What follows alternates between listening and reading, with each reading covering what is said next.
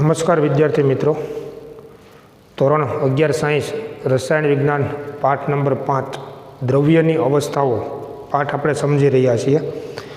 જેમાં લાસ્ટ લેક્ચરમાં આપણે વાયુ નિયમો ઉપર આધારિત દાખલાઓનો અભ્યાસ કરેલો। બોયલનો નિયમ, ચાર્લ્સનો નિયમ અને ગેલ્યુસેકના નિયમ ઉપર આધારિત દાખલાઓ છે એની આપણે લાસ્ટ લેક્ચરમાં ગણતરી કરેલી હતી। આજે આપણે આ બધા વાયુ નિયમો ઉપરથી કેટલાક નવા સૂત્રોની જે તારવણી કરવાની છે એના વિશે આપણે અભ્યાસ કરીશું। સૌપ્રથમ એમાં સંયુક્ત વાયુ સમીકરણ કમ્બાઇન્ડ ગેસ ઇક્વેશનનો આપણે અભ્યાસ કરીશું। સંયુક્ત વાયુ સમીકરણ એનો મતલબ જ એવો થાય છે કે બે જુદા જુદા વાયુ નિયમો જે છે એનું સંયોગીકરણ કરી અને જે સમીકરણની તારવણી કરવામાં આવે છે એને વિજ્ઞાનમાં સંયુક્ત વાયુ સમીકરણ તરીકે ઓળખવામાં આવે છે। દાખલા તરીકે તમે વિચારો કે પ્રથમ જે વાયુ નિયમ છે એ આપણે બોયલનો નિયમ સમજ્યા હતા, બીજો વાયુ નિયમ ચાર્લ્સનો નિયમ આપણે સમજ્યા હતા। અને આ બંને વાયુ નિયમોમાં તમે જુઓ તો વાયુના કદનો આધાર દબાણના વ્યસ્ત પ્રમાણમાં અને વાયુના કદનો એક આધાર તેના નિરપેક્ષ તાપમાનના સમપ્રમાણમાં છે।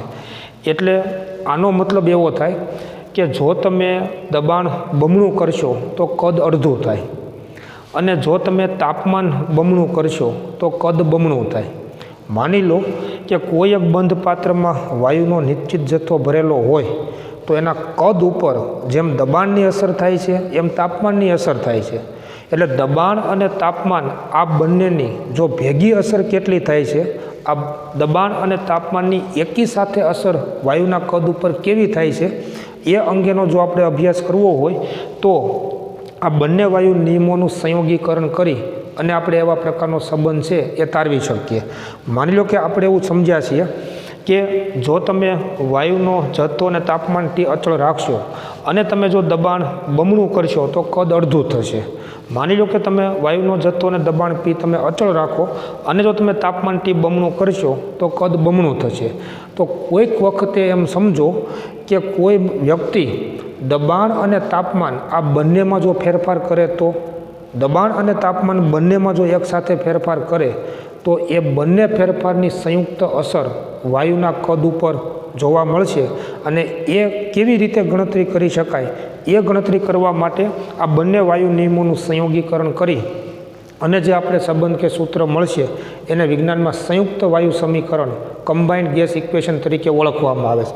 એનો મતલબ એવો થયો કે બોયલનો નિયમ અને ચાર્લ્સનો નિયમ આ બંનેનો સમન્વય કરી અને જે સૂત્ર તારવવામાં આવશે એ સૂત્રમાં વાયુના કદ ઉપર દબાણ અને તાપમાનની સંયુક્ત અસર જોવા મળશે, અને દબાણ અને તાપમાનની સંયુક્ત અસર વાયુના કદ ઉપર જે પડે છે એમની વચ્ચેનો સંબંધ દર્શાવતું જે સૂત્ર છે એને સંયુક્ત વાયુ સમીકરણ કમ્બાઇન્ડ ગેસ ઇક્વેશન તરીકે ઓળખવામાં આવે છે। એનો મતલબ એવો થયો કે જો તમે કોઈ એક બંધ પાત્રમાં વાયુનો નિશ્ચિત જથ્થો તમે લ્યો તો એ નિશ્ચિત જથ્થાના દબાણ અને તાપમાન બંનેમાં જો ફેરફાર કરવામાં આવે તો વાયુના કદ ઉપર દબાણ અને તાપમાનની એકી સાથે અસર જોવા મળશે। દાખલા તરીકે કોઈ વ્યક્તિ દબાણ બમણું કરે તો કદ અડધું થાય, પણ સાથે તાપમાને જો બમણું કરે તો કદ બમણું થાય। તો એવા સંજોગોમાં માની લો કે દબાણ બમણું કરે છે અને તાપમાન પણ જો બમણું કરે તો એવા સંજોગોમાં વાયુના કદ ઉપર કોઈ અસર થશે નહીં, કારણ કે દબાણ બમણું કરવાથી કદ અડધું થાય પણ તાપમાન બમણું કરવાથી કદ બમણું થાય, એટલે કદની કોઈ અસર જોવા મળશે નહીં। એટલે જો તમે આ બંને નિયમોનો સમન્વય કરો તો વાયુના કદ ઉપર દબાણ અને તાપમાનની એકી સાથે અસર જોવા મળશે, અને એમની વચ્ચેનો જે આ સંબંધ દર્શાવતું જે સમીકરણ છે એને સંયુક્ત વાયુ સમીકરણ કમ્બાઇન્ડ ગેસ ઇક્વેશન તરીકે ઓળખવામાં આવે છે। તો આ બંને સંબંધોનો જો આપણે સમન્વય કરીએ તો બોયલનો નિયમ આપણે જાણીએ છીએ મિત્રો કે બોયલનો નિયમ શું છે તો કે V is proportional two 1/P જો વાયુનો જથ્થો N અને તાપમાન T અચળ હોય તો। ચાર્લ્સનો નિયમ આપણે જાણીએ છીએ, ચાર્લ્સનો નિયમ કે V is proportional two T ક્યારે જો વાયુનો જથ્થો N અને દબાણ P આ બંને અચળ હોય તો। સમીકરણ આ એક અને આ સમીકરણ બે એટલે કે બંને સંબંધનો જો તમે સમન્વય કરો તો સમીકરણ એક અને બે પરથી શું કહી શકાય તો કે વાયુનું કદ જે છે એ તાપમાન ટીના સમપ્રમાણમાં છે પરંતુ દબાણ પીના વ્યસ્ત પ્રમાણમાં છે. હવે વાયુનું કદ તાપમાન ટીના સમપ્રમાણમાં અને દબાણ પીના વ્યસ્ત પ્રમાણમાં છે. આવા સંજોગોમાં વાયુનો જથ્થો n છે ને એ માત્ર અચળ રહેશે. એટલે અચળ જથ્થાના વાયુનું કદ તેના નિરપેક્ષ તાપમાન ટીના સમપ્રમાણમાં અને તેના પર લાગુ પડતા દબાણના વ્યસ્ત પ્રમાણમાં હોય છે એવું કહી શકાય જો તમે આ બંને નિયમોનો સમન્વય કરો તો. અને તેથી P into V is proportional to T કહી શકાય અને માટે P ઇન્ટુ વી બરાબર કે ઇન્ટુ ટી કહી શકાય, જ્યાં કે બરાબર સપ્રમાણતા અચળાંક છે કે કે બરાબર સપ્રમાણતા અચળાંક છે. તો આના ઉપરથી આપણે આવો સંબંધ તારવી શકીએ કે P into V upon T બરાબર કે અથવા અચળ. એનો મતલબ તમે સમજી શકશો કે દબાણ અને કદનો ગુણાકાર અને એનો તાપમાન સાથેનો જે ગુણોત્તર છે ને એ હંમેશા અચળ રહેશે. એટલે કે P into V upon T બરાબર કે અથવા તો અચળ. અને એટલે એવું કહી શકાય કે માની લો કે દબાણ, કદ અને તાપમાનની પ્રારંભિક સ્થિતિ P1, V1 અને T1 હોય અને દબાણ, કદ અને તાપમાનની અંતિમ સ્થિતિ P2, V2 અને T2 હોય તો P1 V1 અપોન T1 બરાબર P2 V2 અપોન T2 આવા પ્રકારનું આપણને ગાણિતીય સંબંધ મળશે. તમે સમજી ગયા છો અગાઉના વાયુ નિયમોમાં કે P into V upon T બરાબર કે એનો મતલબ સમજી શકશો કે P1 V1 અપોન T1 બરાબર P2 V2 અપોન T2 બરાબર P3 V3 અપોન T3 વગેરે કહી શકાય. આપણે બે કન્ડિશન માટે લઈએ તો દબાણ, તાપમાન અને કદની પ્રારંભિક સ્થિતિ P1 V1 અને T1 હોય અને દબાણ, કદ અને તાપમાનની અંતિમ સ્થિતિ P2 V2 અને T2 હોય તો આ સંબંધ લખી શકાય કે P1 V1 અપોન T1 બરાબર P2 V2 અપોન T2. આ જે સંબંધ છે મિત્રો એને સંયુક્ત વાયુ સમીકરણ કમ્બાઇન્ડ ગેસ ઇક્વેશન તરીકે ઓળખવામાં આવે છે. ખાસ યાદ રાખજો કે આ જે સંબંધ આપણને મળે છે એને સંયુક્ત વાયુ સમીકરણ અથવા એને ઇંગ્લિશમાં કમ્બાઇન્ડ ગેસ ઇક્વેશન તરીકે ઓળખવામાં આવે છે. એનો મતલબ એવો થયો કે જો તમે દબાણ, તાપમાન અને કદની પ્રારંભિક સ્થિતિ તમે જાણતા હો અને તમે દબાણમાં ફેરફાર કરીને તમે P2 કરો, તાપમાનમાં ફેરફાર કરીને તમે T2 કરો તો કદ ઉપર આ બંનેની સંયુક્ત અસર કેટલી થશે એ કદ આપણને V2 મળશે.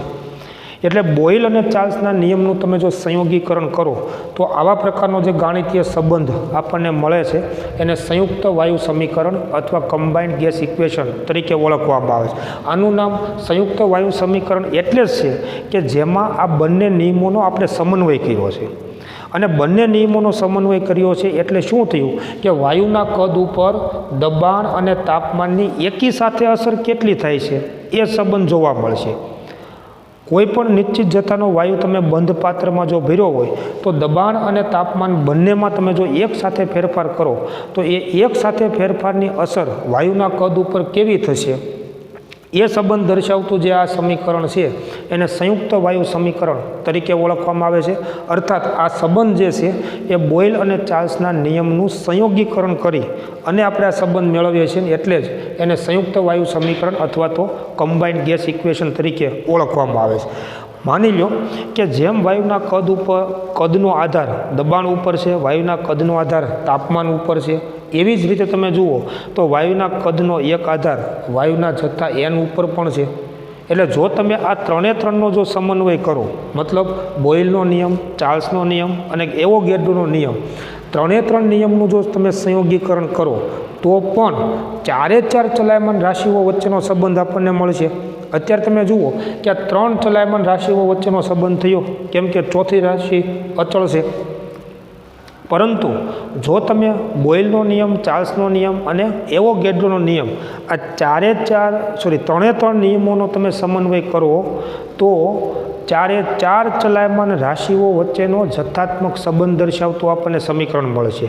અને એ જે ચારે ચાર ચલાયમાન રાશિઓ કઈ તો કે દબાણ, તાપમાન, કદ અને વાયુનો જથ્થો, આ ચારે ચાર ચલાયમાન રાશિઓ વચ્ચેનો જથ્થાત્મક સંબંધ દર્શાવતું જે સમીકરણ છે એને વિજ્ઞાનમાં આદર્શ વાયુ સમીકરણ તરીકે ઓળખવામાં આવે છે. આદર્શ વાયુ સમીકરણ તરીકે ઓળખવામાં આવે છે. ખાસ યાદ રાખજો મિત્રો કે 3 નિયમોનો સમન્વય કરવાનો. બોયલનો નિયમ, ચાર્લ્સનો નિયમ અને એવોગાડ્રોનો નિયમ. આ 3 નિયમોનો તમે જો સમન્વય કરશો, બોયલનો નિયમ, ચાર્લ્સનો નિયમ અને એવોગાડ્રોનો નિયમ, 3નો શું કામ? તો કે વાયુના કદનો આધાર દબાણના વ્યસ્ત પ્રમાણમાં, વાયુના કદનો આધાર તાપમાન ટીના સમપ્રમાણમાં અને વાયુના કદનો આધાર મોલ સંખ્યા એનના સમપ્રમાણમાં છે. એટલે બોયલનો નિયમ, ચાર્લ્સનો નિયમ અને એવોગાડ્રોનો નિયમ, આ 3 નિયમોનો તમે જો સમન્વય કરો તો 4 ચલાયમાન રાશિઓ વચ્ચેનો જથ્થાત્મક સંબંધ દર્શાવતું સમીકરણ મળે છે અને એને વિજ્ઞાનમાં આદર્શ વાયુ સમીકરણ તરીકે પણ ઓળખવામાં આવે છે. આ જે આદર્શ વાયુ સમીકરણ છે એ ખરેખર 4 ચલાયમાન રાશિઓ વચ્ચેનો જથ્થાત્મક સંબંધ છે અને એ જ વાયુની અવસ્થાનું પણ વર્ણન કરે છે. અને એટલા માટે આદર્શ વાયુ સમીકરણને અવસ્થા સમીકરણ તરીકે પણ ઓળખવામાં આવે છે. અવસ્થા સમીકરણ તરીકે પણ એને ઓળખવામાં આવે છે. તો આવા પ્રકારનું જે મિત્રો આદર્શ વાયુ સમીકરણ અથવા તો જેને આપણે અવસ્થા સમીકરણ તરીકે ઓળખીએ છીએ, એની જો આપણે તારવણી કરવી હોય તો પ્રથમ આપણે બોયલનો નિયમ આપણે જાણીએ છીએ કે જેમાં V is proportional two 1/P. આને આપણે બોયલના નિયમ તરીકે ઓળખીએ છીએ, બોયલનો નિયમ. બીજો આવા પ્રકારનો વાયુ નિયમ V is proportional two T, જેને આપણે ચાર્લ્સનો નિયમ કહીએ છીએ, ચાર્લ્સનો નિયમ. અને V is proportional two N, કે જેને આપણે એવોગાડ્રોના નિયમ તરીકે ઓળખીએ છીએ. તો આ 3 નિયમોનો જો તમે સમન્વય કરશો તો 3 નિયમોના સમન્વય પરથી શું કહી શકાય કે વાયુનું કદ દબાણ પીના વ્યસ્ત પ્રમાણમાં, તાપમાન ટીના સમપ્રમાણમાં અને વાયુનો જથ્થો N એના સમપ્રમાણમાં છે. તો V is proportional two N into T/P આમ કહી શકાય. અને તમે મિત્રો જુઓ કે અત્યારે 4 ચલાયમાન રાશિઓ વચ્ચેનો આ સંબંધ છે. એક પણ રાશિ હવે અચળ નથી. અગાઉના જે આપણે વાયુ નિયમો આપણે સમજ્યા હતા તો કોઈ પણ 2 રાશિઓ વચ્ચેનો સંબંધ હોય, તમે જોઈ શકો છો, અને બાકીની 2 રાશિઓ અચળ હોય છે. પરંતુ જો તમે આ 2 નિયમોનો સમન્વય કરશો તો તમને 3 ચલાયમાન રાશિઓ વચ્ચેનો સંબંધ મળશે અને ચોથી ચલાયમાન રાશિ વાયુનો જથ્થો N એ અચળ હોય છે. પરંતુ 3 વાયુ નિયમોનો તમે જો સમન્વય કરો, બોયલ, ચાર્લ્સ અને એવોગાડ્રો, તો 4 ચલાયમાન રાશિઓ વચ્ચેનો સંબંધ મળશે. એક પણ રાશિ અચળ નથી. આનો મતલબ એવો થયો કે વાયુના કદનો આધાર વાયુની મોલ સંખ્યા અથવા વાયુના અણુઓની સંખ્યા, કે જેને આપણે વાયુનો જથ્થો કહીએ છીએ, એના ઉપર છે, તાપમાન ઉપર છે અને દબાણ ઉપર છે. અને એટલે જો તમે આ 3 રાશિમાં એક સાથે ફેરફાર કરો ને તો એની એક સંયુક્ત અથવા એકી સાથેની અસર વાયુના કદ ઉપર પડે. અને એટલે આ 4 ચલાયમાન રાશિઓ વચ્ચેનો જથ્થાત્મક સંબંધ દર્શાવતું જે સમીકરણ છે એને આદર્શ વાયુ સમીકરણ તરીકે ઓળખવામાં આવે છે, જે વાયુની અવસ્થાનું વર્ણન કરે છે અને એટલે જ એને અવસ્થા સમીકરણ તરીકે પણ ઓળખવામાં આવે. તો અહીંયા તમે જુઓ કે આ જે સપ્રમાણતાની જે નિશાની છે એને દૂર કરવા માટે આપણે અચળાંક R મૂકીએ છીએ.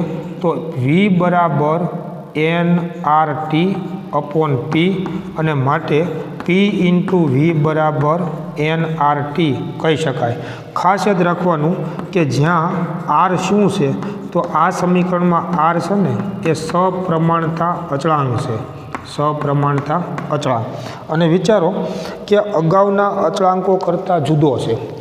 આ જે સંબંધ છે એ 4 ચલાયમાન રાશિઓ વચ્ચેનો સંબંધ છે. અને આ ચલે છેની નિશાની દૂર કરવા માટે આપણે અચળાંક R મૂકીએ છીએ, જેને આ સંબંધનો સપ્રમાણતા અચળાંક કહેવાય. અને એને જ સાર્વત્રિક વાયુ અચળાંક તરીકે પણ એને ઓળખવામાં આવે છે. સાર્વત્રિક વાયુ અચળાંક તરીકે એને ઓળખવામાં આવે છે. યુનિવર્સલ ગેસ કોન્સ્ટન્ટ કહેવામાં આવે. હેતુલક્ષી માટે ખાસ યાદ રાખવાનું કે P ઇન્ટુ V બરાબર nRT, આ જે સમીકરણ છે, આ સંબંધ છે, એને આદર્શ વાયુ સમીકરણ તરીકે ઓળખવામાં આવે છે, જે વાયુની અવસ્થાનું વર્ણન કરે છે એટલે અવસ્થા સમીકરણ તરીકે પણ એને ઓળખવામાં આવે છે. આ સંબંધ તમે જુઓ, ચારે ચાર ચલાયમાન રાશિઓ વચ્ચેનો જથ્થાત્મક સંબંધ દર્શાવતું સમીકરણ છે. અને એમાં આર શું છે? તો આર એ સપ્રમાણતા અચળાંક છે, પરંતુ એને સાર્વત્રિક વાયુ અચળાંક યુનિવર્સલ ગેસ કોન્સ્ટન્ટ તરીકે ઓળખવામાં આવે છે. પ્રશ્ન એ છે કે એને સાર્વત્રિક વાયુ અચળાંક શા માટે કહેવામાં આવે છે? તો બધા જ વાયુ માટે આરનું મૂલ્ય અચળ હોય એટલે એને સાર્વત્રિક વાયુ અચળાંક તરીકે ઓળખવામાં આવે છે. બંધ પાત્રમાં વાયુ તમે કોઈ પણ ભર્યો હોય, ગમે તેટલો જથ્થો હોય, તો કોઈ પણ વાયુ માટે વાયુ અચળાંક આરનું મૂલ્ય હંમેશા અચળ અને એક સમાન હોય એટલે એને સાર્વત્રિક વાયુ અચળાંક તરીકે ઓળખવામાં આવે છે. એટલું જ નહીં, પણ દબાણ ગમે તેટલું હોય, તાપમાન ગમે તેટલું હોય, કદ ગમે તેટલું હોય, કે પછી બંધ પાત્રમાં વાયુનો જથ્થો ગમે તેટલો હોય અને કોઈ પણ વાયુ હોય, આરનું મૂલ્ય હંમેશા અચળ રહે છે. અને એટલે જ એને સાર્વત્રિક વાયુ અચળાંક યુનિવર્સલ ગેસ કોન્સ્ટન્ટ તરીકે ઓળખવામાં આવે છે. જે આપણે આગળ ઉપરની ગણતરીઓ અને દાખલાઓ ઉપરથી આપણને સમજાય છે કે આને એટલે કે કેપિટલ આર જે છે એને સાર્વત્રિક વાયુ અચળાંક શું કામ કહેવામાં આવે છે? તો વાયુ અચળાંક આર જે છે ને એનું મૂલ્ય કોઈ પણ વાયુ માટે અચળ છે. એટલું જ નહીં, પરંતુ દબાણ, તાપમાન કે વાયુનો જથ્થો પણ ગમે તેટલો હોય તો પણ આરનું મૂલ્ય એક સમાન અચળ રહે છે. અને એટલા માટે એને સાર્વત્રિક વાયુ અચળાંક યુનિવર્સલ ગેસ કોન્સ્ટન્ટ તરીકે એને ઓળખવામાં આવે છે. હવે આ જે સંબંધ છે પીવી બરાબર એનઆરટી, એને આદર્શ વાયુ સમીકરણ તરીકે ઓળખવામાં આવે છે, જેમાં પી એટલે વાયુનું દબાણ છે, વી એટલે વાયુનું કદ છે, એન એટલે વાયુનો જથ્થો છે અને ટી એટલે તાપમાન છે કેલ્વિન એકમમાં. આ સમીકરણ જે છે પીવી બરાબર એનઆરટી એ ખરેખર વાયુની અવસ્થાનું વર્ણન કરે છે. અને એટલા માટે તમે મિત્રો વિચારો કે રસાયણ વિજ્ઞાન તમે ભણતા હો કે ભૌતિક વિજ્ઞાન ભણતા હો, જ્યારે કોઈ પણ વાયુની વાત આવે ને તો એવા સંજોગોમાં આ સમીકરણ હંમેશા એને લાગુ પાડવામાં આવે છે. કોઈ પણ સમયે ફિઝિક્સ અથવા તો કેમેસ્ટ્રીમાં બંધ પાત્રમાં જ્યારે વાયુની અવસ્થાની વાત આવે, બંધ પાત્રમાં કોઈ પણ વાયુ ભરેલો હોય એ હંમેશા આ સંબંધનું પાલન કરે છે અથવા તો આ સંબંધને અનુસરે છે. અને એટલે આ સંબંધને વિજ્ઞાનમાં આદર્શ વાયુ સમીકરણ આઈડિયલ ગેસ ઇક્વેશન તરીકે એને ઓળખવામાં આવે. ખૂબ મહત્ત્વનું અને ખૂબ અગત્યનો આ સંબંધ કાયમ માટે આપણે ઉપયોગમાં લેશું કેમેસ્ટ્રીની અંદર, ફિઝિક્સની અંદર, અને એના ઉપર આધારિત ઘણી બધી ગણતરીઓ પણ આપણે કરવાની છે. તો પીવી બરાબર એનઆરટી આ જે સંબંધ છે મિત્રો એ તમે જોઈ શકો છો કે દબાણ, તાપમાન, કદ અને વાયુનો જથ્થો આ ચારે ચાર ચલાયમાન રાશિઓ વચ્ચેનો સંબંધ દર્શાવે છે. અને એમાં આર જે છે ને એને સાર્વત્રિક વાયુ અચળાંક યુનિવર્સલ ગેસ કોન્સ્ટન્ટ તરીકે ઓળખવામાં આવે છે. મેં તમને હમણાં સમજાવ્યું તે પ્રમાણે આરનું મૂલ્ય કોઈ પણ વાયુ માટે, દબાણ, તાપમાનની કોઈ પણ પરિસ્થિતિ માટે આરનું મૂલ્ય હંમેશા એક સમાન અને અચળ રહે છે. પરંતુ ખાસ વિચારજો કે જો દબાણ, તાપમાન કે કદના જુદા જુદા એકમો તમે જો ઉપયોગમાં લ્યો તો જુદી જુદી એકમ પદ્ધતિમાં વાયુ અચળાંક આરનું મૂલ્ય જુદું જુદું મળે છે. વિચારજો બરાબર. આરનું મૂલ્ય જુદું જુદું મળવાનું કારણ માત્ર શું છે? જુદી જુદી એકમ પદ્ધતિ છે, જેનો આપણે ગણતરીથી અહીંયા આગળ સમજીશું કે વાયુ અચળાંક જે છે આર એ સાર્વત્રિક વાયુ અચળાંક છે, યુનિવર્સલ ગેસ કોન્સ્ટન્ટ છે. કોઈ પણ વાયુ માટે, કોઈ પણ દબાણ કે તાપમાન માટે આરનું મૂલ્ય હંમેશા એક સમાન અને અચળ જ રહે છે. એટલે જ એને સાર્વત્રિક વાયુ અચળાંક કહેવામાં આવે છે. પરંતુ જો તમે દબાણ અને તાપમાનની જુદી જુદી એકમ પદ્ધતિનો તમે ઉપયોગ કરશો તો વાયુ અચળાંક આરના મૂલ્યો આપણને જુદા જુદા મળશે અને એને આપણે ગણતરી સાથે સમજૂતી મેળવીશું. આરના જુદા જુદા એકમ પદ્ધતિમાં વાયુ અચળાંક આરના મૂલ્યો આપણે મેળવીએ તે પહેલાં હજુ આ જે પીવી બરાબર એનઆરટી જે છે એને આપણે થોડુંક સાદુરૂપ આપીએ તો વિચારો કે એન બરાબર શું છે? તો એન બરાબર વાયુની મોલ સંખ્યા છે. અને તમે જાણો છો કે વાયુની મોલ સંખ્યા એન બરાબર વાયુનું દળ છેદમાં વાયુનું આણવીય દળ, કેપિટલ એમ કહી શકાય, કેમ કે સ્મોલ એમ એટલે વાયુનું દળ વાયુનું દળ છેદમાં વાયુનું આણ્વીય દળ, આવું કહી શકાય. વાયુનું આણ્વીય દળ આપણે જાણીએ છીએ કે મોલ બરાબર શું થાય, તો કે મોલ બરાબર વજન ભાગ્યા અણુભાર. વજન એટલે વાયુનું દળ અને છેદમાં અણુભાર એટલે વાયુનું આણ્વીય દળ. આ કિંમત જો તમે એમાં મૂકી દો તો P×V બરાબર mRT છેદમાં કેપિટલ M. સ્મોલ nના સ્થાને આપણે આ સંબંધ મૂકીએ છીએ તો P બરાબર શું થશે, તો કે M/V × છેદમાં કેપિટલ M. M/V એટલે તમે જુઓ વાયુનું દળ છેદમાં વાયુનું કદ, અને દળ ભાગ્યા કદ એટલે ઘનતા કહેવાય. તો પરંતુ M/V બરાબર શું થાય, તો કે વાયુની ઘનતા D થશે, અને તેથી દબાણ P બરાબર dRT/કેપિટલ M આણ્વીય દળ. આવો પણ સંબંધ આ સૂત્ર પરથી તારવી શકાય. તો આદર્શ વાયુ સમીકરણ જે છે PV બરાબર nRT, એના ઉપરથી એક અગત્યનો બીજો સંબંધ વાયુનું દબાણ P બરાબર વાયુની ઘનતા dRT છેદમાં વાયુનું આણ્વીય દળ M, આવા પ્રકારનો સંબંધ કે સૂત્ર પણ આ આદર્શ વાયુ સમીકરણ પરથી આપણે તારવી શકીએ. હવે આપણે મુખ્ય વાત કરવાની છે કે આ જે આપણે જુદા જુદા સંબંધો આપણે મેળવ્યા, અને એમાં આદર્શ વાયુ સમીકરણ જે છે આઈડિયલ ગેસ ઇક્વેશન અથવા તો અવસ્થા સમીકરણ, એમાં વાયુ અચળાંક R જે છે સાર્વત્રિક વાયુ અચળાંક યુનિવર્સલ ગેસ કોન્સ્ટન્ટ, અને ખાસ યાદ રાખવાનું મિત્રો કે કેપિટલ R જે છે ને એ આ સંબંધ માટેનો સપ્રમાણતા અચળાંક છે, પરંતુ એને વિજ્ઞાનમાં સાર્વત્રિક વાયુ અચળાંક તરીકે ઓળખવામાં આવે છે, યુનિવર્સલ ગેસ કોન્સ્ટન્ટ કહેવામાં આવે છે. મેં તમને વાત કરી તે પ્રમાણે સાર્વત્રિક વાયુ અચળાંક એટલે ગણવામાં આવે છે કે કોઈ પણ વાયુ માટે આરનું મૂલ્ય સમાન અને અચળ હોય છે. દબાણ તાપમાનની કે કદની ગમે તે પરિસ્થિતિ હોય તો પણ વાયુ અચળાંક આરનું મૂલ્ય એક સમાન અને અચળ મળે છે. પરંતુ જો તમે દબાણ તાપમાન અને કદની જુદી જુદી જો એકમ પદ્ધતિનો ઉપયોગ કરશો ને તો વાયુ અચળાંક આરનું મૂલ્ય આપણને જુદા જુદા મળે છે. હવે વાયુ અચળાંક આરના આ જુદા જુદા મૂલ્યો મળવાનું કારણ શું, તો વાયુ અચળાંક આરનો એકમ જો આપણે સૌપ્રથમ સમજીએ તો આપણને ખ્યાલ આવશે કે આવી રીતે જુદા જુદા મૂલ્યો શા માટે મળે છે તે. એટલે આપણો ખૂબ મહત્ત્વનો અભ્યાસ કે વાયુ અચળાંક આરના મૂલ્યો આપણે સૌપ્રથમ સમજીએ કે વાયુ અચળાંક આરના મૂલ્યો બરાબર. વાયુ અચળાંક આરના મૂલ્યો અને એના એકમ જુદી જુદી એકમ પદ્ધતિમાં આપણે એના મૂલ્યો છે એ આપણે મેળવીશું. સૌપ્રથમ તમે વિચારો કે વાયુ અચળાંક આર જે છે સાર્વત્રિક વાયુ અચળાંક આર, એના જુદી જુદી એકમ પદ્ધતિમાં જે જુદા જુદા મૂલ્યો મળે છે એનું કારણ શું, તો વાયુ અચળાંક આર જે છે ને એનો ખરેખર એકમ કાર્યશક્તિ પ્રતિ મોલ કેલ્વિન છે. હવે એ કેમ ખબર પડે, તો એ આ સંબંધ ઉપરથી આપણે જાણીએ કે પીવી બરાબર nRT આ સંબંધ છે.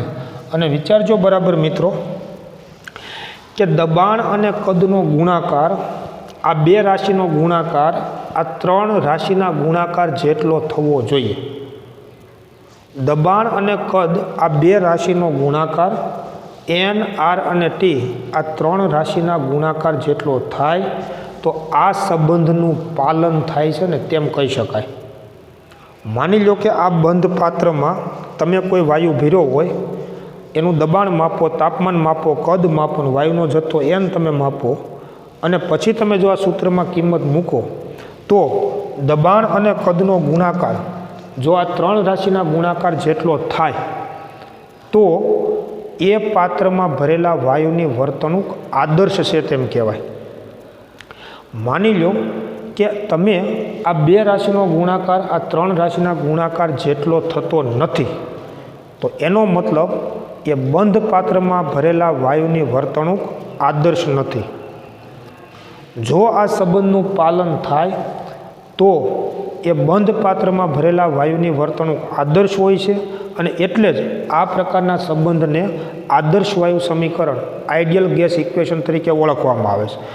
હવે એ પાલન હંમેશને માટે થાય જ એવું હોતું નથી.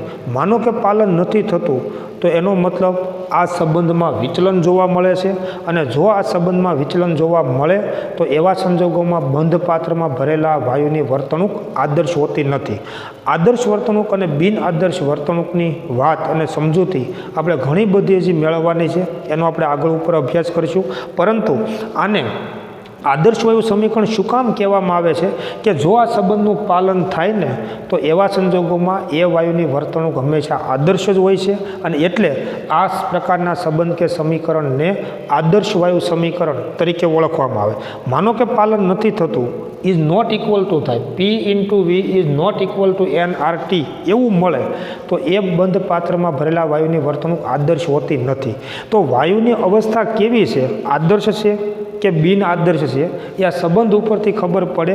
અર્થાત વાયુની અવસ્થાનું વર્ણન કરે છે, અને એટલે એને અવસ્થા સમીકરણ તરીકે પણ એને ઓળખવામાં આવે છે કે વાયુની અવસ્થા આદર્શ છે કે વાયુની અવસ્થા બિન આદર્શ છે, એ આ સંબંધ ઉપરથી ખબર પડે છે. એટલે કે એ વાયુની અવસ્થાનું વર્ણન કરતું સમીકરણ છે, એટલે એને અવસ્થા સમીકરણ તરીકે ઓળખવામાં આવે છે, જે ચાર ચલાયમાન રાશિઓ વચ્ચેનો જથ્થાત્મક સંબંધ છે. પીવી બરાબર nRT ખૂબ ઉપયોગી સંબંધ છે, અને એમાં જે સાર્વત્રિક વાયુ અચળાંક R છે એના જુદી જુદી એકમ પદ્ધતિમાં આપણે મૂલ્યો મેળવવાના છે. એટલે આરને આપણે સૂત્રનો કરતા બનાવીએ તો R બરાબર PV અપોન NT આમ કહી શકાય. હવે તમે વિચારો કે R બરાબર P into V upon NT, તો P એટલે દબાણ છે, V એટલે વાયુનું કદ છે, N એટલે મોલ સંખ્યા છે, અને T એટલે તાપમાન છે કેલ્વિન એકમમાં. બરાબર. વિચારો કે દબાણ એટલે શું, તો દબાણ એટલે બળ ભાગ્યા ક્ષેત્રફળ કહી શકાય. દબાણ એટલે બળ ભાગ્યા ક્ષેત્રફળ, ગુણાકારમાં વાયુનું કદ છેદમાં મોલ ગુણાકારમાં તાપમાન આમ કહી શકાય. હવે બળ ભાગ્યા ક્ષેત્રફળ એટલે બળ, અને ક્ષેત્રફળ એટલે તમે જાણો છો કે લંબાઈ સ્ક્વેર. બરાબર. એસઆઈ એકમ પદ્ધતિમાં ક્ષેત્રફળનો એકમ થશે લંબાઈનો સ્ક્વેર. એસઆઈ એકમ પદ્ધતિમાં કદનો એકમ લંબાઈનો ઘન થશે, લંબાઈનો ઘન છેદમાં મોલ ગુણાકારમાં તાપમાન કહી શકાય. આનું તમે જો સાદુરૂપ આપશો તો બળ છેદમાં લંબાઈનો સ્ક્વેર અને ગુણાકારમાં લંબાઈનો ક્યુબ, તો બળ ગુણાકારમાં લંબાઈ છેદમાં મોલ ગુણાકારમાં તાપમાન આવું આપણને મળે છે. અને તમે યાદ કરો કે બળ ગુણાકારમાં લંબાઈ એટલે કાર્યશક્તિ કહેવાય. તો કાર્યશક્તિ છેદમાં મોલ ગુણાકારમાં તાપમાન. આનો અર્થ શું થયો કે વાયુ અચળાંક આરનો એકમ શું છે, તો કે કાર્યશક્તિ પ્રતિ મોલ કેલ્વિન. કેમ આપણે એમ કહીએ કે ભાઈ વેગનો એકમ શું, તો અંતર ભાગ્યા સમય. તમને ફિઝિક્સમાં એમ કહેવામાં આવે કે વેગનો એકમ શું, તો કે વેગનો એકમ અંતર ભાગ્યા સમય. હવે અંતર તમે જે એકમમાં નોંધો તેમાં, અને છેદમાં સમય પણ તમે જે એકમમાં નોંધવું હોય તેમાં નોંધી શકાય. અંતર માની લો કે સેન્ટીમીટર, મીટર, કિલોમીટરમાં નોંધી શકાય. સમય સેકન્ડ, મિનિટ, કલાક, દિવસમાં નોંધી શકાય. તો એમ વ્યાપક સ્વરૂપમાં વાયુ અચળાંક આરનો એકમ શું થયો, તો કે કાર્યશક્તિ પ્રતિ મોલ કેલ્વિન આ એનો એકમ થયો. અને બળ ગુણાકારમાં લંબાઈ એટલે કાર્ય W કહી શકાય, એવું તમે ફિઝિક્સમાં ભણ્યા છો. અને એટલે વ્યાપક સ્વરૂપે વાયુ અચળાંક આરનો એકમ કાર્યશક્તિના છેદમાં મોલ ગુણાકારમાં તાપમાન આ એનો એકમ થયો. એનો મતલબ કાર્યશક્તિ છે અથવા કાર્ય ઉર્જા. તો વાયુ અચળાંક આરનો એકમ જે છે ને એ ખરેખર કાર્ય ઉર્જા અથવા કાર્યનો એકમ છેદમાં મોલ ગુણાકારમાં તાપમાન એ વાયુ અચળાંક આરનો એકમ થયો. તો હવે તમે સમજી શકશો કે કાર્યશક્તિ અથવા કાર્ય ઉર્જા તો આપણે જુદા જુદા ઘણા બધા એકમોની અંદર નોંધતા હોઈએ, જૂલમાં, કેલરીમાં, અર્ગમાં, લીટર ઇન્ટુ વાતાવરણમાં. તો એના તો ઘણા બધા એકમ છે. તો તમે કાર્યશક્તિ કયા એકમની અંદર તમે ઉપયોગમાં લ્યો છો એ પ્રમાણે વાયુ અચળાંક આરના પણ જુદા જુદા એકમો મળશે ને એકમ પદ્ધતિ બદલાય છે એટલે મૂલ્ય બદલાય છે. તો આ રીતે વાયુ અચળાંક આરનો જે એકમ છે એ વ્યાપક સ્વરૂપમાં જો આપણે કહેવું હોય કે વાયુ અચળાંક આરનો એકમ શું થયો, તો કે કાર્યશક્તિ into mole inverse into kelvin inverse, આ એનો વ્યાપક સ્વરૂપમાં એકમ થયો. કેમ કે કાર્યશક્તિનો એકમ બદલાશે એટલે વાયુ અચળાંક આરનું મૂલ્ય પણ બદલાશે, છેદમાં મોલ ઇન્વર્સ અને તાપમાનનો એકમ કેલ્વિન ઇન્વર્સ. આ વ્યાપક સ્વરૂપમાં વાયુ અચળાંક આર છે ને એનો એકમ થયો. હવે જો આપણે આ જુદી જુદી એકમ પદ્ધતિમાં આપણે વાયુ અચળાંક આરના મૂલ્યોનો જો આપણે ગણતરી કરીએ તો સૌ પ્રથમ પહેલી ગણતરી આપણે કરીશું. કેમ કે મિત્રો આ અભ્યાસ ખૂબ મહત્ત્વનો છે અને દાખલાઓની ગણતરીમાં પણ આનો આપણે ખાસ ઉપયોગમાં લેવાનો છે. પહેલું તમે વિચારો કે દબાણ અને કદ એ જો આપણે અનુક્રમે વાતાવરણ એકમમાં અને લીટર એકમની અંદર જો આપણે લઈએ કે પહેલી આપણે એવી ગણતરી કરીશું કે જો દબાણ અને કદ અનુક્રમે વાતાવરણ અને લીટર એકમમાં લઈએ તો આરનો એકમ શું થાય. માની લો કે આ સૂત્રમાં દબાણ તમે વાતાવરણ એકમમાં લ્યો, કદ તમે લીટરમાં લ્યો, તો વાયુ અચળાંક આરનો એકમ શું થાય, તો લીટર ઇન્ટુ વાતાવરણ પ્રતિ મોલ કેલ્વિન આવો એકમ થાય. જો તમે દબાણ વાતાવરણ એકમમાં લ્યો, કદ લીટર એકમમાં લ્યો, તાપમાન કેલ્વિન એકમમાં લ્યો, તો વાયુ અચળાંક આરનો એકમ શું થાય, લીટર વાતાવરણ પ્રતિ મોલ કેલ્વિન. બીજી એક વાત, તમે વાતાવરણ કયો કે બાર કયો, આ બંને વાત સમાન છે. અને કદાચ તમને ખબર પણ છે કે એક વાતાવરણ અથવા એટમોસ્ફિયર બરાબર 1.013 બાર થાય, જેને આપણે એપ્રોક્સિમેટલી 1 બાર તરીકે આપણે લેતા હોઈએ. તો એક વાતાવરણ તમે કહો કે 1 બાર બોલો, આ બંને વાત સમાન છે. ખરેખર એક વાતાવરણ એટલે 1.013 બાર થાય એક્યુરેટ મૂલ્ય, પણ જેને આપણે એપ્રોક્સિમેટલી 1 બાર તરીકે આપણે લેતા હોઈએ. હવે તમે જુઓ કે માની લો કે 1 મોલ વાયુનું કદ એસટીપીએ કેટલું થાય, તો એસટીપીએ, હવે એસટીપી એટલે તમને યાદ છે કે 273 કેલ્વિન તાપમાન અને 1 વાતાવરણ દબાણ, આ યાદ છે. એસટીપીએ 1 મોલ વાયુનું કદ 22.4 લીટર થાય, બરાબર. કોઈ પણ વાયુ તમે બંધ પાત્રમાં ભર્યો હોય તો બંધ પાત્રમાં કોઈ પણ વાયુ હોય તો 273 કેલ્વિન તાપમાને અને 1 વાતાવરણ દબાણે મતલબ એસટીપીએ 1 મોલ તમે જથ્થો લ્યો તો એનું કદ કેટલું થાય, તો કે 22.4 લીટર થાય. તો આ કિંમતો તમે જો આ સૂત્રમાં મૂકશો તો આર બરાબર P into V upon N T. તો 1 વાતાવરણ દબાણ છે, એનું કદ 22.4 લીટર છે, છેદમાં વાયુનો જથ્થો 1 મોલ છે અને તાપમાન ટી 273 કેલ્વિન છે.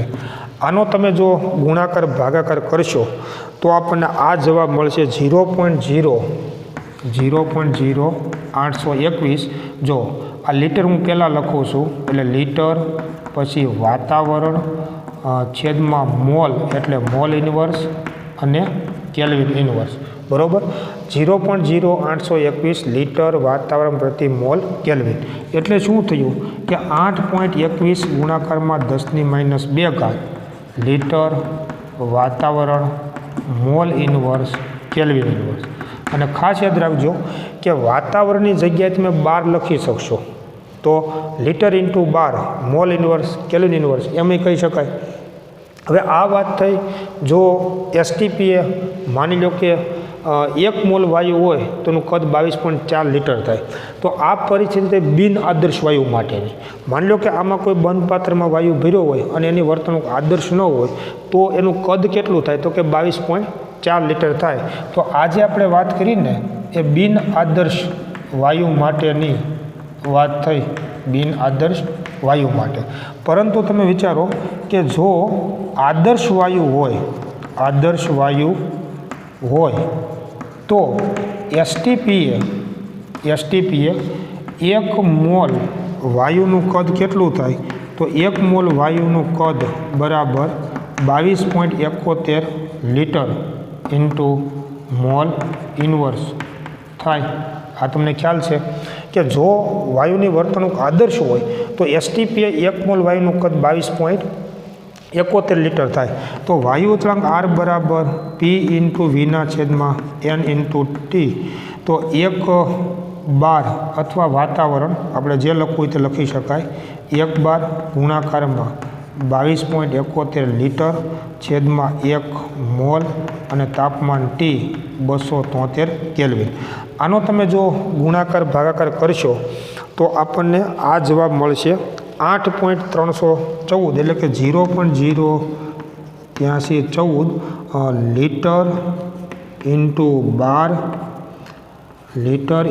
12 મોલ ઇન્વર્સ કેલ્વિન ઇન્વર્સ બરાબર. જેને આપણે આમે લખી શકીએ કે 8.314 ગુણાકારમાં 10⁻²ઘાત litre into 12 mole inverse kelvin inverse. ખાસ યાદ રાખજો કે 12ની જગ્યાએ તમે વાતાવરણ લખો તો પણ ચાલે, એ બંને વાત સમાન છે.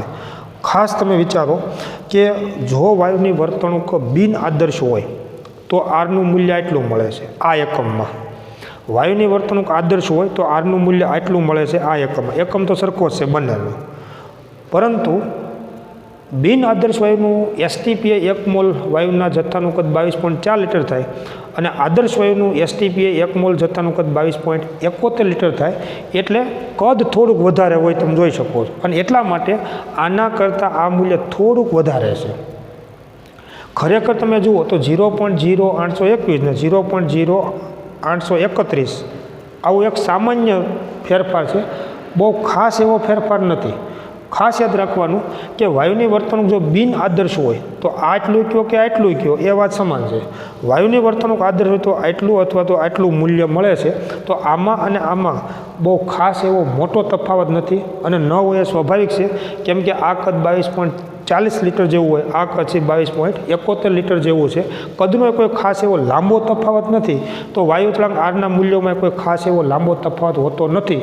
પરંતુ જ્યારે આપણે દાખલાની ગણતરી કરતા હોઈએ ત્યારે જો વાયુની વર્તણૂક આદર્શ હોય તો આરનું મૂલ્ય આ એકમમાં એટલું લેવું જોઈએ, અને જો વાયુની વર્તણૂક બિન આદર્શ હોય તો વાયુ અચળાંક આરનું મૂલ્ય આ એકમમાં આટલું લેવું જોઈએ.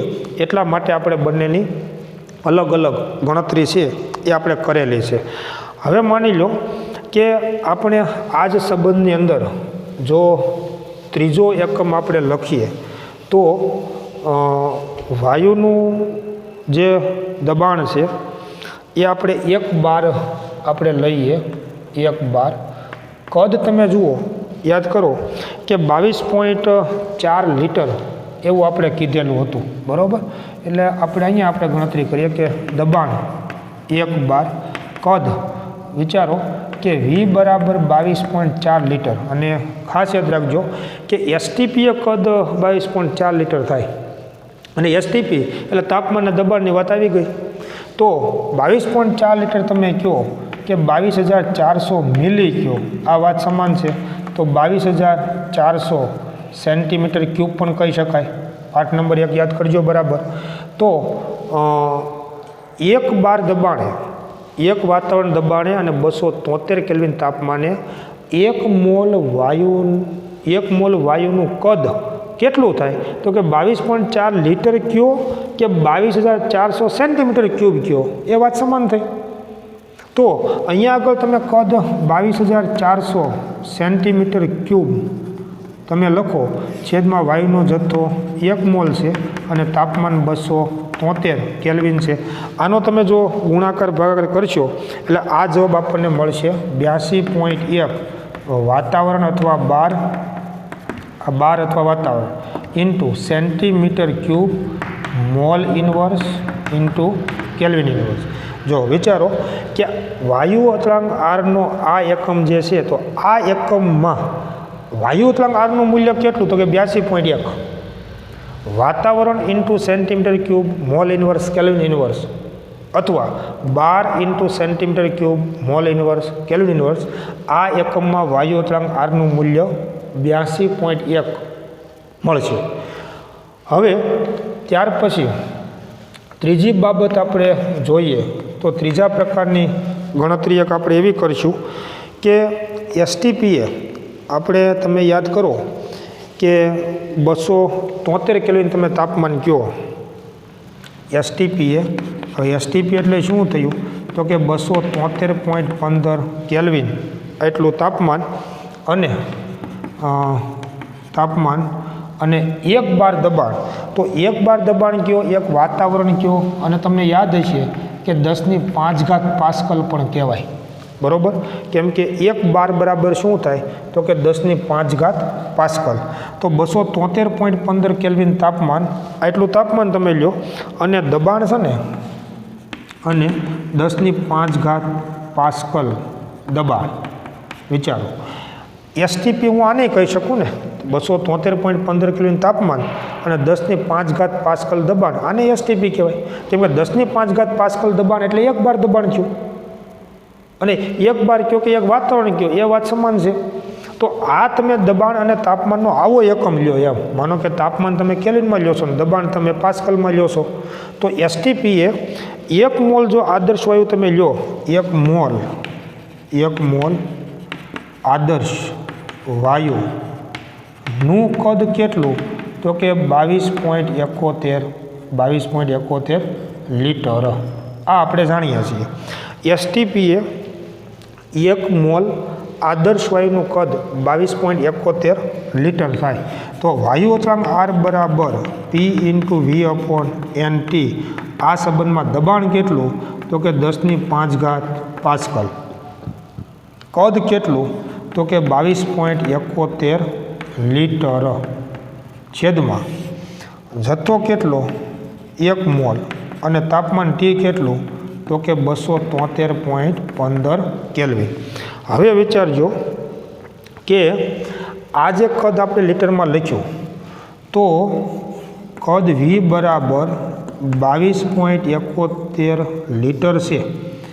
તો 22.71 લીટર કદ આપણે કીધું તો એને મીટર ક્યુબમાં આપણે ફેરવવું છે અને આપણે જાણીએ છીએ કે 10⁻³ મીટર ક્યુબ બરાબર 1 લીટર થાય, તમે યાદ કરો। અથવા 1 લીટર બરાબર શું થાય તો કે 10⁻³ મીટર ક્યુબ કદ કહી શકાય, આપણે ભણી ગયા છીએ। તો આ જે કદ છે એને તમારે મીટર ક્યુબમાં ફેરવવું હોય તો 22.71 ગુણાકારમાં 10⁻³ મીટર ક્યુબ આવું કહી શકાય।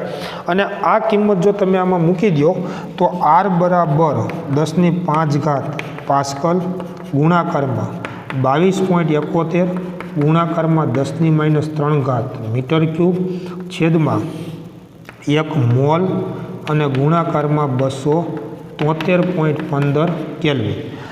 હવે આટલાનો તમે જો ગુણાકાર ભાગાકાર કરશો તો આપણને એનું મૂલ્ય કેટલું મળશે કે આ જે આપણે લખ્યું છે એનો તમે ગુણાકાર ભાગાકાર કરો તો આર બરાબર આ બધા જ મૂલ્યોનો તમે ગુણાકાર ભાગાકાર તમે જો કરશો તો એનું મૂલ્ય આપણને મળશે 8.314 આટલું મૂલ્ય મળશે।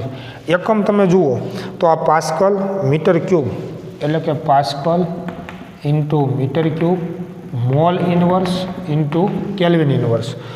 તો વાયુ અચળાંક આર જે છે એનું એક મૂલ્ય 8.314 pascal metre cube mole inverse kelvin inverse. હવે ખાસ જોજો આ જે એકમ મળ્યો તો તમે યાદ કરો કે પરંતુ પાસ્કલ બરાબર શું થાય તો કે ન્યૂટન પ્રતિ મીટર સ્ક્વેર। આ આપણે જાણીએ છીએ। બંને બાજુ મીટર ક્યુબ વડે તમે ગુણી દો કે બંને બાજુ મીટર ક્યુબ વડે ગુણતા બરાબર તો પાસ્કલ ઇન્ટુ મીટર ક્યુબ બરાબર શું થાય તો કે ન્યૂટન પ્રતિ મીટર સ્ક્વેર ગુણાકારમાં મીટર ક્યુબ। તો પાસ્કલ ઇન્ટુ મીટર ક્યુબ બરાબર શું થયું ન્યૂટન ઇન્ટુ મીટર। અને યાદ કરો કે ન્યૂટન ઇન્ટુ મીટર બરાબર જૂલ કહેવાય, ન્યૂટન ઇન્ટુ મીટર બરાબર જૂલ। એનો મતલબ પાસ્કલ ઇન્ટુ મીટર ક્યુબ બરાબર જૂલ કહી શકાય। તો આર બરાબર શું કહી શકાય તો કે 8.314 joule mall inverse kelvin inverse. ખૂબ મહત્ત્વનું આ મૂલ્ય. અને તમે યાદ કરો કે કાર્યશક્તિનો એકમ જૂલ પ્રતિ મોલ ઇનવર્સ કેલ્વિન ઇનવર્સ થયો. તો તમે જુઓ કે વાયુ અચળાંક આરના આપણે કોઈ પણ મૂલ્ય મેળવીએ છીએ, જો આ મૂલ્ય આપણે મેળવવું તો લીટર ઇન્ટુ બાર એ પણ કાર્યશક્તિનો જ એકમ છે. એ આપણે જે ઉષ્માગતિશાસ્ત્રમાં ભણીશું કે લીટર ઇન્ટુ બાર છે ને એ પણ કાર્યશક્તિનો જ એકમ કહેવાય. અહીંયા તમે જુઓ તો આમાં વાતાવરણ ઇન્ટુ સેન્ટીમીટર ક્યુબ એ પણ કાર્યશક્તિનો એકમ કહેવાય. એમ જૂલ જે છે એ પણ કાર્યશક્તિનો એકમ કહેવાય. તો આ બધા જે મૂલ્યો છે ને મિત્રો, વાયુ અચળાંક આરના આ મૂલ્યો આ ખૂબ અગત્યના છે, એ ખાસ યાદ રાખવાનું. બરાબર. જો આની પહેલાં આપણે એક મૂલ્ય 0.082 મેળવ્યું હતું, જે મેં અહીંથી દૂર કર્યું, એ પણ અગત્યનું, કેમ કે એ બધાનો વારંવાર ઉપયોગ કરવાનો. તમને એમ થાય કે આટલા બધા એકમોને મૂલ્યો કેમ યાદ રાખવાના, તો બધા યાદ રાખવાની જરૂર નથી. જે ખૂબ ઉપયોગમાં આવતા હોય એવા 3 જ મૂલ્યો છે. લીટર ઇન્ટુ વાતાવરણ એકમની અંદર એક મૂલ્ય આપણને ખબર હોવી જોઈએ, એક જૂલ એકમની અંદર એક મૂલ્યની ખબર હોવી જોઈએ, અને જૂલ ઉપરથી હજી આપણે કેલરીમાં ફેરવશું. તો આના ઉપરથી વાયુ અચળાંક આરનું મૂલ્ય 8.314 joule into mole inverse kelvin inverse. પણ વિચારજો બરાબર કે આ મૂલ્યન આ એકમ અને આ મૂલ્યન આ એકમ એ ખાસ જોજો તમે. જો અહીંયા 8.314 આવે છે, પણ ગુણ્યા 10⁻², તો લીટર ઇન્ટુ બાર મોલ ઇનવર્સ કેલ્વિન ઇનવર્સ. ક્યારે? જો વાયુ આદર્શ હોય તો. માનો કે વાયુ બિન આદર્શ હોય તો 8.21 મળે. 8.21 ગુણાકારમાં 10⁻² મળતું હતું, જે અહીંથી મેં દૂર કર્યું. તો એક લીટર ઇન્ટુ બાર એકમની અંદર આરનું મૂલ્ય, એક જૂલ એકમની અંદર આરનું મૂલ્ય. આ જે આપણે અહીંયા આગળ તારવણી કરેલી છે, પણ એનો બહુ ખાસ એવો ઉપયોગ આપણે કરવાનો લગભગ હોતો નથી. પરંતુ કાર્યશક્તિનો એકમ જેમ જૂલમાં છે એમ કેલરીમાં પણ હોય. તો વાયુ અચળાંક આરનું મૂલ્ય કેલરીમાં કેટલું થાય એ આપણે ખાસ જાણવું પડે. બરાબર. એટલે જૂલ ઉપરથી કેલરીનું જો આપણે એકમ મૂલ્ય તારવવું હોય તો તમે જાણો છો કે 8.300 જૂલ ઉપરથી કેલરી એકમની અંદર આપણે ગણતરી કરવી હોય તો જૂલ અને કેલરી વચ્ચે સંબંધ શું છે? તો 4.184 જૂલ બરાબર 1 કેલરી. આવો સંબંધ છે, તમે યાદ કરો.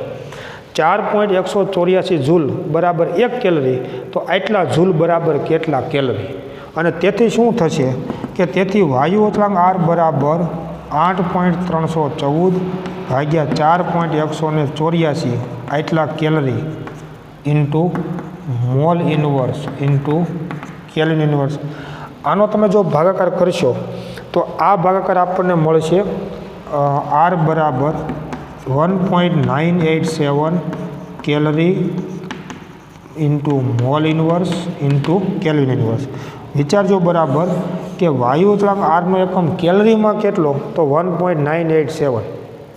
ઘણી બધી વખત એને એપ્રોક્સિમેટલી 2 એપ્રોક્સિમેટલી આ કેટલું કહેવાય 2, તો એવું પણ લેવામાં આવે છે કે આર બરાબર approximately 2 calorie into mole inverse kelvin inverse.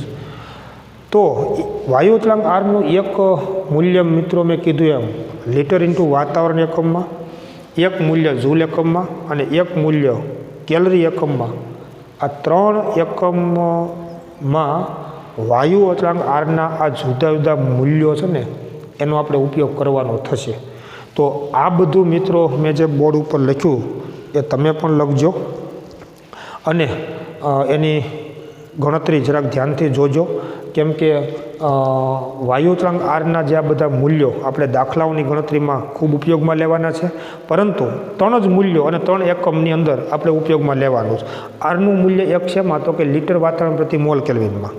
આરનું મૂલ્ય બીજું જૂલ પ્રતિ મોલ, જો પ્રતિ મોલ કેલ્વિન તો બધામાં હોય જ. અને આરનું ત્રીજું મૂલ્ય કેલરી એકમની અંદર, કેલરી પ્રતિ મોલ કેલ્વિનની અંદર આરનું મૂલ્ય કેટલું થાય? તો કે 1.987 આટલું મૂલ્ય થાય. તો આ 3 મૂલ્યોનો જે આપણે ખાસ કોઈ પણ દાખલાઓની અંદર આપણે એનો ઉપયોગ કરવાનો છે. તો આ પ્રકારે મિત્રો સંયુક્ત વાયુ સમીકરણ અને આદર્શ વાયુ સમીકરણ એ બંનેની તારવણી કર્યા બાદ વાયુ અચળાંક આર જે છે સાર્વત્રિક વાયુ અચળાંક આર એના જુદા જુદા એકમ પદ્ધતિમાં આપણે મૂલ્યો પણ મેળવ્યા. આ બધાનો ઉપયોગ કરી અને આપણે સંયુક્ત વાયુ સમીકરણ અને આદર્શ વાયુ સમીકરણ ઉપર આધારિત ઘણા બધા દાખલાઓ છે એ આપણે ગણવાના છે, જે ખૂબ જ ઉપયોગી છે, પરંતુ એની વાત આપણે આવતા નેક્સ્ટ લેક્ચરની અંદર કરીશું. Thank you very much.